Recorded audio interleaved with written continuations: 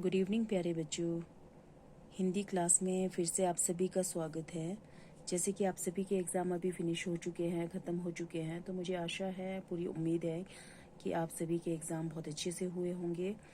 और जैसे कि हम पहले भी हमारा रूटीन है कि वीकली असाइनमेंट आपको भेजते हैं, तो फिर से हम आपको एवरी वीक जो है वीकली असाइनमेंट भेजना अब शुरू कर रहे हैं। तो आज के इस वीकली असाइनमेंट में आपकी कोर्स बुक अभिलाषा हिंदी पाठमाला भाग 2 में से जो चैप्टर हम पढ़ने जा रहे हैं उसका नाम है पेज नंबर 29। फिर से सुन लीजिए, पेज नंबर 29। चैप्टर का नाम है हर चीज़ की सही जगह। क्या है चैप्टर का नाम? हर चीज़ की सही जगह, है ना।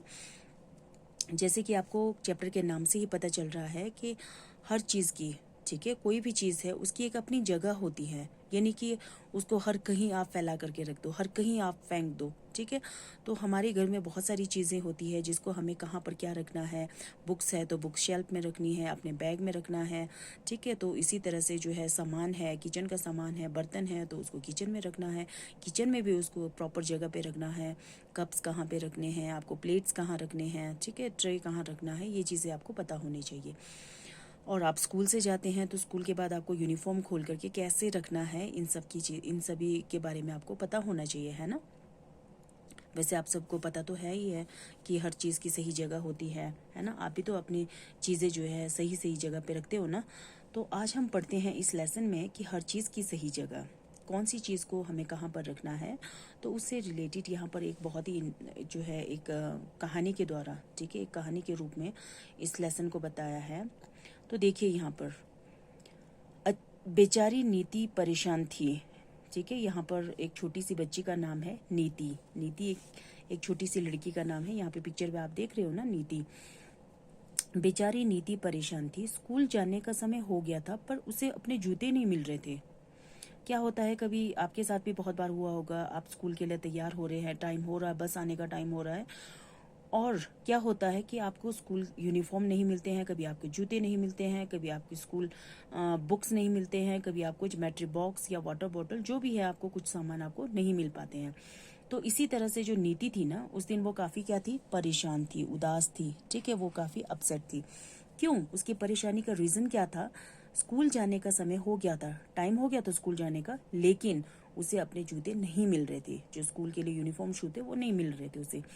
उसे परेशान देख उसकी मम्मी रसोई का काम छोड़कर दौड़ी दौड़ी आई, ठीक है। देखा कि उसकी बेटी परेशान है, नीति। तो अपनी बेटी को परेशान देखते हुए माँ दौड़ करके, कहाँ से, रसोई से, रसोई मीन्स किचन से, अपना किचन का काम छोड़ करके आई, बाहर आती है दौड़ करके। बोली, मम्मी नीति से कहती है कि नीति, कल तुमने स्कूल से आकर जूते कहाँ उतारे थे? अब मम्मी पूछ रही है कि बेटा तुमने कल जब तुम स्कूल से आए थे ना, उसके बाद जूते कहाँ पे उतार के रखे थे, क्या तुम्हें याद है? पर नीति को कुछ याद हो तो बताए ना। पर नीति को तो कुछ याद ही नहीं था कि उसने जूते कहाँ पे रखे थे। बहुत ढूंढने के बाद आखिर मिंकी दीदी को नीति के जूते नजर आए। काफी ढूंढने के बाद क्या आखिर मिंकी दीदी, एक दीदी थी, ठीक है, उसको इसकी नीति की दीदी थी मिंकी, उसको नीति के जूते नजर आ गए। वे सोफे के नीचे एक कोने में पड़े हुए थे, ठीक है। वो कहाँ पर थे? सोफे के नीचे एक कॉर्नर में थे। नीति ने जूते देखे तो उछल पड़ी। वो खुश हो गई और उछलने लगी और बोली, हाँ हाँ, कल स्कूल से आकर मैं यहीं बैठकर ड्राइंग का काम कर रही थी। तो उसने एकदम से कहा कि हाँ, अब मुझे याद आया कि कल जब मैं स्कूल से वापस आई थी ना, तो मैंने यहीं पर बैठकर ड्राइंग का काम किया था। तब जूते उतारे थे, तब मैंने ना जूते यहीं पर उतार के रखे थे। नीति की मम्मी ने कहा कि नीति, अगर तुम्हें यह बात पहले याद आ जाती तो क्यों इतनी परेशानी होती? तो मम्मी ने उसको कहा कि नीति, अगर तुम्हें ये सारी बातें पहले, ठीक है, इतना ढूंढने के बाद तुम्हें बात याद आ रही है, अगर ये बात तुम्हें पहले याद आ जाती तो क्यों इतनी परेशान होती? तो कोई भी घर पे परेशान नहीं होता उसके जूते ढूंढने में। नीति के पापा बोले, पर इससे बड़ी बात यह है कि स्कूल से आकर जूते रखने की एक जगह बना लो।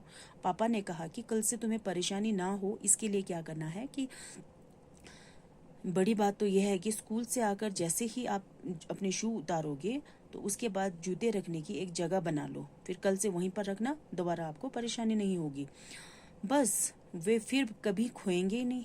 पापा ने कहा कि हो गया काम, ठीक है, बहुत आसान है। अगर आप एक जगह बना लेते हो, सही जगह बना लेते हो, एक प्रॉपर जगह बना लेते हो, तो क्या होगा, फिर आपको दोबारा से वो जूते आपके नहीं खोएंगे और आपको फिर से परेशानी नहीं होगी। खोएंगे मीन्स गुम हो जाना, फिर से वो कहीं मिसप्लेस नहीं होगा, गुम नहीं होंगे। तो जूते आपको सही जगह पर रखने होंगे।